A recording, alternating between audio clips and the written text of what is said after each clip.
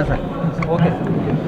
February 2026ರಂದು Babaleshwar police ಠಾಣಾ ವ್ಯಾಪ್ತಿಯಲ್ಲಿ ನಂದಿ ಸಹಕಾರಿ ಶುಗರ್ ಫ್ಯಾಕ್ಟ್ರಿ ವ್ಯವಸ್ಥಾಪಕರು ಒಂದು ಕಂಪ್ಲೇಂಟನ್ನು ಕೊಟ್ಟಿರ್ತಾರೆ.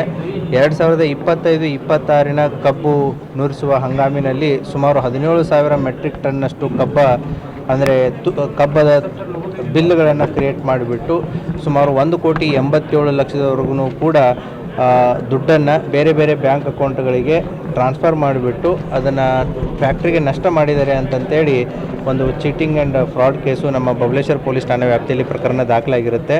ಪ್ರಕರಣ ಪತ್ತೆಗೋಸ್ಕರ ನಮ್ಮ CPI ರಮೇಶ್ ಅವಜಿ ಮತ್ತು PSI ಬಸನಗೌಡ ಅವರ ನೇತೃತ್ವದಲ್ಲಿ ಒಂದು ತನಿಖಾ ತಂಡವನ್ನು ರಚನೆ ಮಾಡಿರುತ್ತೆ. ಆ ತನಿಖೆಯನ್ನು ಕೈಗೊಂಡಾಗ ನಮಗೆ ಗೊತ್ತಾಗುತ್ತೆ ಅಲ್ಲಿದ್ದಂಥ ದರೆಪ್ಪ ನಾವಿಗೇನು ಆರೋಪಿತ ಇದ್ದಾನೆ ಆತ ಅಲ್ಲಿ ವೇ ಬ್ರಿಡ್ಜಲ್ಲಿ ಕೆಲಸ ಮಾಡ್ತಾ ಇರ್ತಾನೆ ಮತ್ತು ಬಿಲ್ ಜನ್ರೇಟ್ ಮಾಡುವಂಥ ಕೆಲಸವನ್ನು ಕೂಡ ಮಾಡ್ತಾ ಇರ್ತಾನೆ. ಆತ ಓವರ್ ಎ ಪೀರಿಯಡ್ ಆಫ್ ಅವನ ಜೊತೆಗೆ ಇನ್ನೊಬ್ಬ ಆರೋಪಿ, ಎರಡನೇ ಆರೋಪಿ ಬೀರಪ್ಪ ಗಡದಾರ್ ಅಂತ ಏನಿದ್ದಾನೆ, ಅವನು 2020ರಿಂದ 24ವರೆಗೂ ಅಲ್ಲಿ ಕೆಲಸ ಮಾಡ್ತಾ ಇರ್ತಾನೆ. 24 ಕೆಲಸ ಬಿಟ್ಟ ಮೇಲೆ ದರೆಪ್ಪ ನಾವಿ ಅವ್ನು ಮಾಡೋ ಕೆಲಸನ ಇವನು ಕಂಟಿನ್ಯೂ ಮಾಡಿರ್ತಾರೆ. ಇವರಿಬ್ಬರು ಏನು ಅಂತಂತಂದರೆ ಈ ಚಿಟ್ ಆಪ್ರೇಟರ್ ಅಂತ ಇರ್ತಾರೆ, ಫೀಲ್ಡ್ ಆಫೀಸರ್ಸ್. ಸೊ ಅವರು ಫೀಲ್ಡಲ್ಲಿ ಹೋಗ್ಬಿಟ್ಟು ಜನರಲಿ ಆ್ಯಪ್ ಮುಖಾಂತರ ಎಷ್ಟು ಕಬ್ಬನ್ನು ಬೆಳೆದಿದ್ದಾರೆ, ಎಲ್ಲಿ ಬರೆದಿದ್ದಾರೆ, GPS ಲೊಕೇಶನ್ಸ್ ಮುಖಾಂತರ ಒಂದು ಕೋಡನ್ನು ಜನ್ರೇಟ್ ಮಾಡ್ತಾರೆ.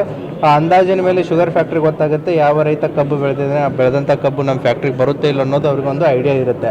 ಆ ಕೋಡನ್ನು ಅಲ್ಲಿ ಬಂದು ಅವ್ರು ತೋರಿಸಿದರೆ ಮೊದಲೇ ಆಲ್ರೆಡಿ ನಮ್ಮ ಶುಗರ್ ಫ್ಯಾಕ್ಟ್ರಿ ಅಂತಲೇ ಇದು ಎಲ್ಲ ರೀತಿಯಾದಂಥ ಒಂದು ವ್ಯವಸ್ಥೆಯನ್ನು ಹೊಂದಿದೆ ಅಂತಂತ ಹೇಳಿ ಅಲ್ಲಿ ಕಬ್ಬು ಬಂದಿದ್ದನ್ನು ಎಕ್ಸೆಪ್ಟ್ ಮಾಡ್ಕೊಳ್ಳೋದಾಗಿರ್ಬೋದು, ಅದನ್ನು ನುರಿಸೋದಾಗಿರ್ಬೋದು, ಈ ಕೆಲಸ ಕಾರ್ಯ ನಡೀತಾ ಇರುತ್ತೆ. ಫೀಲ್ಡಲ್ಲಿ ಕೆಲಸ ಮಾಡೋರು ಮತ್ತು ಈ ಬಿಲ್ ಆಪ್ರೇಟರು ಮತ್ತು ವೇ ಬ್ರಿಡ್ಜಲ್ಲಿದ್ದವರು ಸೇರಿಬಿಟ್ಟು ಸುಮಾರು ಓವರ್ ಎ ಪೀರಿಯಡ್ ಆಫ್ 2020-26 ಅಲ್ಲಿ ಈಗ ನಾವು ಪ್ರಕರಣದಲ್ಲಿರುವಂಥ 8 ಪ್ರಮುಖ ಆರೋಪಿಗಳು ಏನಿದ್ದಾರೆ ಅವರು ಕೊಟ್ಟಿರುವಂತಹ ಸುಮಾರು 93 ಜನರ ಹೆಸರಲ್ಲಿ ಅಕೌಂಟ್ಗಳಿಗೆ ಸುಮಾರು 34,000ಕ್ಕಿಂತಲೂ ಹೆಚ್ಚು ಮೆಟ್ರಿಕ್ ಟನ್ ಕಬ್ಬು ಬೆಳೆದೇ ಇಲ್ಲ ಫ್ಯಾಕ್ಟ್ರಿಗೆ ಬಂದಿದೆ ಅಂತಂತ ಹೇಳಿ ಸುಮಾರು 12,34,00,000 ವರ್ತ್ ದುಡ್ಡನ್ನು ಈ 93 ಅಕೌಂಟ್ಗಳಿಗೆ ಸುಮಾರು 6 ವರ್ಷಗಳ ಕಾಲಾವಧಿಯಲ್ಲಿ ಟ್ರಾನ್ಸ್ಫರ್ ಮಾಡಿಬಿಟ್ಟು ಫ್ಯಾಕ್ಟ್ರಿಗೆ ಲಾಸ್ ಮಾಡಿರ್ತಾರೆ.